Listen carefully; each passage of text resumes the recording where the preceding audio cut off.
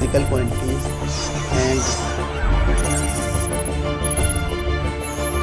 First हम work की बात करते हैं। बिस्मिल्लाहिर्रहमानिर्रहीम। 10th की फ़िज़िक्स में यूनिट 10 हमने स्टार्ट किया हुआ है। आज इसमें एक छोटा सा क्वेश्चन है, लेकिन क्वेश्चन बहुत इम्पोर्टेंट है, तो उसको हम डिस्कस करेंगे। क्वेश्चन ये है, does the system of ball and bowl execute simple harmonic motion. हमने ये प्रूव करना है क्या ये सिंपल हार्मोनिक मोशन की एक एग्जांपल है या नहीं। किस चीज़ का? Motion of ball and bowl. देखिएगा, ये हमने एक बाउल लिया, ये हमारे पास बाउल है। इस बाउल में हम यहाँ पे एक बॉल रखते हैं। जो हमने यहाँ पे बाउल में एक बॉल रखी है, तो उस बॉल के रखने के साथ हमने ये नोट किया कि इनिशियली ये क्या होगा, ये रेस्ट में होगी। किस वजह से? कि डाउनवर्ड जो फोर्स एक्ट कर रही है वो वेट है, और अपवर्ड फोर्स इसका नॉर्मल रिएक्शन है। दोनों एक दूसरे को कैंसिल कर देते हैं, जिसकी वजह से यहाँ पे ओ पोजीशन पे ये हमारे पास रेस्ट में है, इनिशियली रेस्ट है। लेकिन अगर हम इसको यहाँ से मूव करते हैं, मैं इस बॉल को मूव करके इधर तक लेके आ जाता हूँ, ए पॉइंट तक। जब मैं इसको ए पॉइंट तक लेके गया हूँ, जो वर्क डन मैंने किया है वो इसमें स्टोर हो गया है। ए पॉइंट पे पहुँचने के बाद जब हम इसको छोड़ देंगे, तो देखिएगा यहाँ से इसने फिर वापस जाना है इस जगह पे नीचे, क्योंकि जो वर्क डन हमने इसमें वर्क डन हमारा इसके अंदर स्टोर हुआ था in the form of energy, potential energy, वो इसको दोबारा नीचे की तरफ लेके जा रहा है। ऐसे जब ये नीचे की तरफ जाएगा तो ऐसे वेलोसिटी इसकी इंक्रीज़ होती जाएगी। यहाँ पे वेलोसिटी इसकी मैक्सिमम हो जाएगी, और उसके बाद फिर इनर्शिया की वजह से यहाँ पे इसने रुकना नहीं है। इनर्शिया की वजह से ये आगे की तरफ मूव करता जाएगा, और मूव करता हुआ ये बी पॉइंट तक, दूसरे एंड तक इसने पहुँचना है। इट मीन्स जो इसके अंदर अगर हम देखें तो सबसे पहली बात ये होगी, ये हमारे पास मीन पोजीशन है, इससे ऑब्जेक्ट इस डायरेक्शन में भी जा रहा है, इस डायरेक्शन में भी जा रहा है, और इट मीन्स ये वाइब्रेशनल मोशन हो गई कि ये वाइब्रेटरी मोशन है।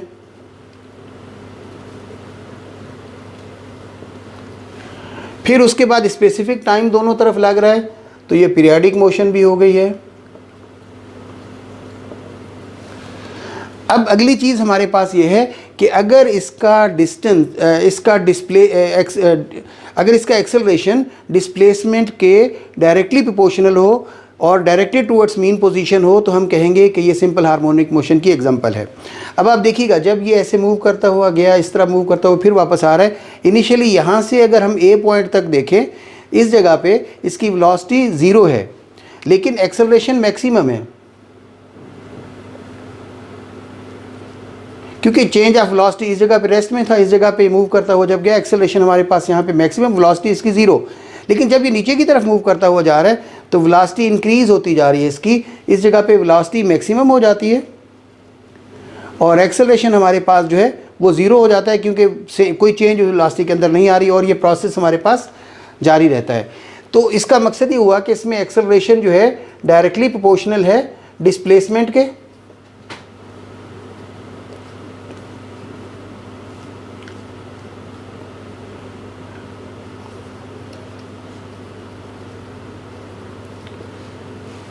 और डायरेक्टेड है टूवर्ड्स मीन पोजीशन।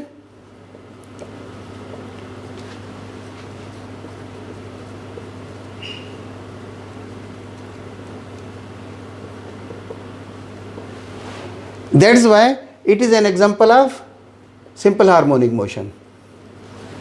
अच्छा, अब इसने जब ये मूवमेंट इसकी होती रहेगी, फ्रिक्शन की वजह से एनर्जी किसी और फॉर्म में कन्वर्ट होती रहेगी, आहिस्ता आहिस्ता ये डिस्टेंस, इसका डिस्प्लेसमेंट इस साइड पे और इस साइड पे कम होता जाएगा, और एक वक्त आएगा कि इसने आके यहाँ पे ओ पे आके दोबारा से रेस्ट पोजीशन में आ जाना है। तो हम बहुत सिंपल इसको कह सकते हैं कि motion of system of ball and bowl execute simple harmonic motion. तो वो जो है हमने प्रूव कर लिया कि ये जो है हमारे पास बॉल एंड बाउल का जो सिस्टम है वो भी सिंपल हार्मोनिक मोशन की ही एक एग्जांपल है। एक और छोटा सा क्वेश्चन है, What are damped oscillations? How damping progressively reduces the amplitude of the oscillations.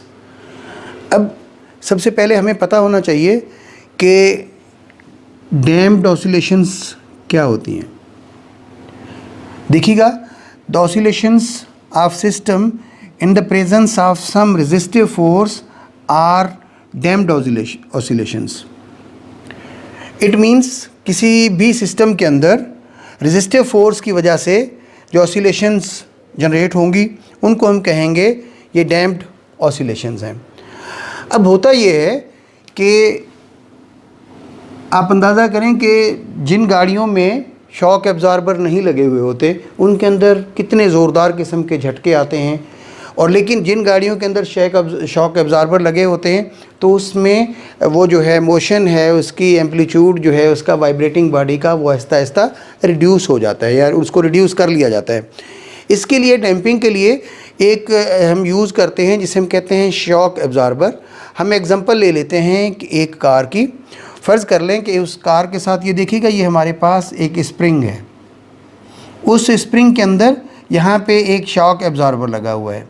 इसकी कंस्ट्रक्शन कैसे होती है, यहाँ पे एक शाफ्ट सी होती है जिसको कार के फ्रेम के साथ अटैच कर दिया जाता है. इस जगह पे इसके साथ नीचे आके एक पिस्टन होता है और यहाँ पे हमारे पास लिक्विड है. मोस्टली ये लिक्विड जो है ऑयल होता है, और उसके बाद जो है ये दूसरा पार्ट हमारे पास कार के एक्सल के साथ इसको अटैच किया हुआ होता है. अब होता ये है, जिस वक्त गाड़ी के चलने की वजह से इसके अंदर वाइब्रेशंस जनरेट होती हैं, तो वाइब्रेशन जनरेट होने की वजह से इसने मूव करना शुरू कर दिया. तो अब वो मैकेनिकल एनर्जी को हम जो है डैम्पिंग उसकी करते हैं, और उसके लिए हम क्या करते हैं, इसको रेजिस्टिव फोर्स के ज़रिए हम कोशिश करते हैं किसी तरीके से वो कम हो जाए. जब इसके ऊपर उसका प्रेशर पड़ता है तो वो जो फोर्स है हमारी इस ऑयल के ऊपर या लिक्विड के ऊपर जाती है, वो सारी की सारी मैकेनिकल एनर्जी हमारे पास यहाँ पे लिक्विड के जाको प्रेस करती है. लिक्विड को प्रेस करने के बाद वो एनर्जी हमारे पास जो मैकेनिकल एनर्जी थी वो हीट एनर्जी में कन्वर्ट होगी, मे भी कुछ साउंड एनर्जी में भी कन्वर्ट हो जाती हो. इस तरीके से एनर्जी जो है हमारी एक और फॉर्म में कन्वर्ट होना शुरू हो गई, जिसकी वजह से हमारे पास जो है यहाँ पे इसके अंदर जो है ऑसिलेशन के अंदर फ़र्क पड़ना शुरू हो जाएगा. अगर हम इसकी ग्राफिकल रिप्रेजेंटेशन देखें तो ये हमारे पास जो है डिस्प्लेसमेंट है. जो इनिशियल डिस्प्लेसमेंट होता है बहुत बड़ा होता है. जब डैम्पिंग का प्रोसेस होता है तो उसमें हमारे पास एम्पलीट्यूड ये देखिएगा कम होता जाता है. जैसे जैसे टाइम गुजरता जाएगा इसके अंदर कमी आती जाती है. इनिशियली ये है, जैसे इसको प्रेस किया उसने, देखिए एम्पलीट्यूड यहाँ से मेन पोजीशन से बहुत ज़्यादा है. फिर उसके बाद इसने आहिस्ता आहिस्ता इसके अंदर कमी आना शुरू हो गई और ये प्रोसेस जो है हमारे पास कम होता जाता है. तो ये जो हमारे पास एक किस्म का एनवेलप हमने बनाया है डैम्पिंग का, इसके ज़रिए जो है हम उस प्रोसेस को रोक लेते हैं या कम कर लेते हैं. तो इट मीन्स एक ऐसा प्रोसेस, एक ऐसा सिस्टम जिसके ज़रिए जो है हम ऑसिलेशंस की डैम्पिंग करते हैं, तो उसको हम कह देते हैं कि ये जो है डैम्प्ड ऑसिलेशंस हैं. और ये जो है मोस्टली हम शॉक एब्ज़ॉर्बर के ज़रिए कारों में या बड़ी गाड़ियों के अंदर यूज़ करके हम इन झटकों को या जो है उसके अंदर वाइब्रेशंस, एक्स्ट्रा वाइब्रेशंस जो हो रही होती हैं उस वाइब्रेशन को मिनिमाइज़ कर लेते हैं. एक एनर्जी की एक फॉर्म को दूसरी फॉर्म में कन्वर्ट कर लेते हैं जो अनरिक्वायर्ड होती है. इस तरीके से हम उसके साथ जो है ना मसला अपना हल कर लेते हैं और ये जो वाइब्रेशन है अननेसेसरी वाइब्रेशन उसको ख़त्म कर लेते हैं. एक और शॉर्ट क्वेश्चन है छोटा सा, जिसमें हम मकसद अक्सर पेपर में आ जाता है, drive relationship between velocity, frequency and wavelength. इसमें देखिएगा सबसे पहली बात ये है कि ये जो है ना वेलोसिटी, फ्रीक्वेंसी और वेवलेंथ, इनके बारे में हमें मालूमात होनी चाहिए. डेफिनेटली वेव की वेलोसिटी जो भी है हमारी उसको हम कह देंगे उसकी वेलोसिटी है, और फ्रीक्वेंसी जो उसी वेव की और इसी तरीके से वेवलेंथ उस वेव की जो भी है वो हमारे पास हो जाएंगी. अच्छा, अब अगर वेलोसिटी हमारे पास जब भी किसी चीज़ की, उसके लिए हम ले लेते हैं कि v हमारे पास है. अच्छा, अब वो जो वेव हमारे पास जनरेट हमने की हुई हैं या वेव्स जनरेट होती हैं रिपल टैंक के साथ, तो उसमें वेलोसिटी को अगर हम v से शो करते हैं तो वेलोसिटी जो है ना ये s is equal vt. Distance cover जो भी होता है वो वेलोसिटी इनटू टाइम के इक्वल होता है. अब वेलोसिटी v है हमारे पास, फ्रीक्वेंसी f है, और ये वेवलेंथ के लिए हम लैम्डा यूज़ करते हैं। इट मींस ये डिस्टेंस कवर जो भी हमारे पास हो रहा है वो डेफिनेटली हमारे पास वेवलेंथ के इक्वल होगा। हम कह देते हैं कि ये लैम्डा हो गया इक्वल v हमारे पास और ये t। ये पहले हम डिस्कस कर चुके कि टाइम पीरियड जो है हमारा 1/f के इक्वल होता है, और f जो है हमारा वो 1/t के इक्वल होता है। इट मीन्स अगर हम इस t को इस साइड पे लेके जाते हैं, देखिएगा v इक्वल ये बन जाता है lambda by t। It means velocity equal lambda multiplied by 1/t। तो वेलोसिटी इक्वल लैम्डा और ये f, v equal f lambda. तो वेलोसिटी जो है हमें अगर किसी भी उसकी वेव की फाइंड करनी होगी तो हम क्या करेंगे, फ्रीक्वेंसी को लैम्डा के साथ मल्टीप्लाई कर देंगे, हमें पता चल जाएगा कि उसकी वेलोसिटी कितनी है। यही क्वेश्चन इस तरह भी आ जाता है, prove that v equal f lambda.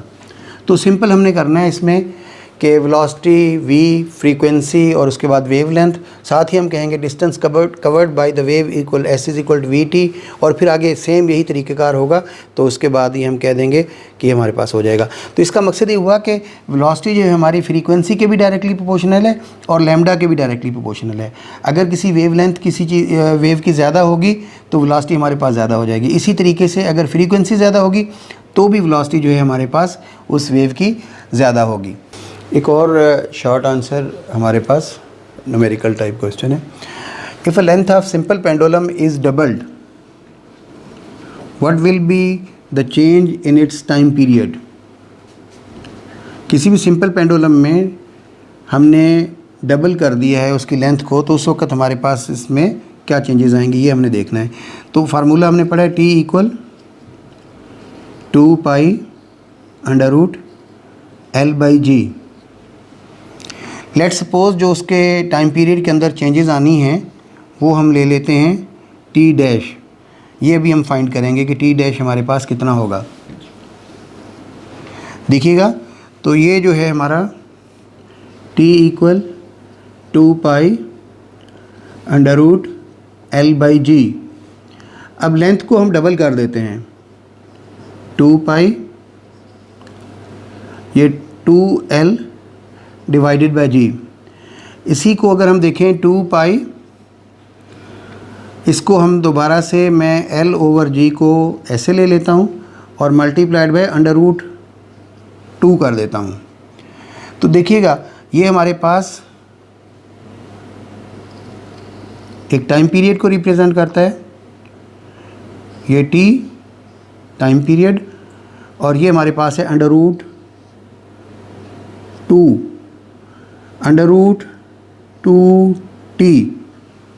It means जो t डैश हमारे पास होगा जिस वक़्त हम लेंथ को चेंज कर देंगे, इसके चेंज करने के बाद का टाइम पीरियड हमारे पास वो आएगा √2t। ये हो जाएगा √1/4 जो हमारे पास टाइम पीरियड होगा गिवन वो 7 सेकंड्स।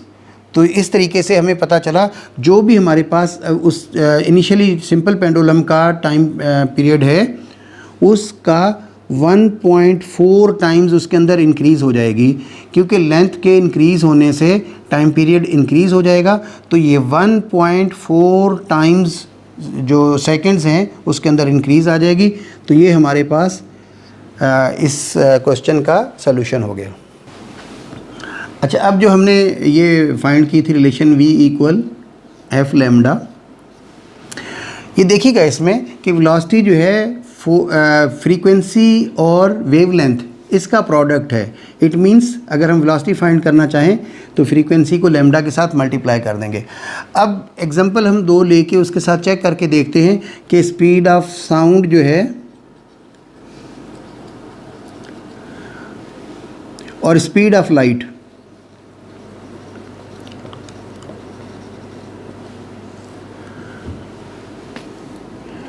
आमतौर पर speed of sound in air 340 metre per second होती है, जबकि स्पीड ऑफ लाइट, ये जो है हम ऑडिबल साउंड की बात कर रहे हैं, ये स्पीड ऑफ लाइट हमारे पास जो है 3 × 10⁸ मीटर पर सेकंड।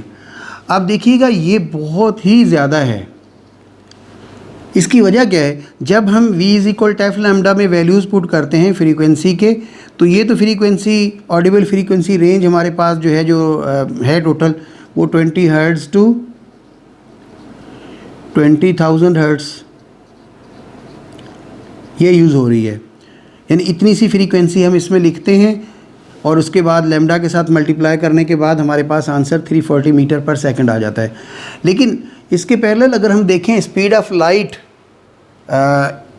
जो है हमारे पास वो 4 × 10⁻14 से लेकर 8 × 10⁻14 हर्ट्ज़ या साइकिल्स पर सेकंड, इतनी फ्रीक्वेंसी होती है। इसका मकसद ये हुआ कि ये फ्रीक्वेंसी देखिएगा 4 × 10⁻14 से 8 × 10⁻14 बहुत ज़्यादा क्वांटिटी जब हम यहाँ पे लिख के उसके लैम्डा के साथ मल्टीप्लाई करेंगे, वेवलेंथ के साथ मल्टीप्लाई करेंगे, तो आंसर हमारे पास बहुत ज़्यादा बड़ा होगा। तो इट मीन्स हम ये भी कह सकते हैं कि स्पीड ऑफ साउंड लेस किस वजह से होती है कि इसकी फ्रीक्वेंसी बहुत कम है, और स्पीड ऑफ लाइट किस वजह से ज़्यादा है कि इसकी फ्रीक्वेंसी बहुत ज़्यादा है। तो इसके अंदर रिलेशन हमने जो डेवलप करने की कोशिश की वो ये थी कि velocity is the product of frequency and wavelength. Frequency और वेवलेंथ की प्रोडक्ट जो है हमारी वो वेलोसिटी कहलाती है। अभी हमने जो प्रूव किया था v = f लैम्डा, और हमने ये भी देखा कि स्पीड ऑफ साउंड जो है लेस क्यों होती है और स्पीड ऑफ लाइट क्यों ज़्यादा होती है इसके फैक्टर के लिहाज से। तो उसी की आपकी बुक में एक एग्जांपल है, सॉल्व्ड एग्जांपल, जिसका नंबर है 10.2। उसमें हमें ये बताया, हमसे पूछा जा रहा है कि आपने ये क्वेश्चन सॉल्व करना है। A wave moves on a slinky with frequency of 4 hertz. It means जब हम इसको सॉल्व करेंगे तो फर्स्ट जो हमारे पास given thing that is frequency f, ये कितना है 4 hertz, and wavelength of 0.4 metre, wavelength that is denoted by lambda 0.4 metre. Find the speed of the wave, it means velocity, ये हमने फाइंड करना है। तो v = f लैम्डा, इसमें values put करेंगे। f हमारे पास है 4 हर्ट्ज़ मल्टीप्लाइड बाय 0.4, आंसर हमारे पास आ जाएगा 1.6 मीटर पर सेकंड।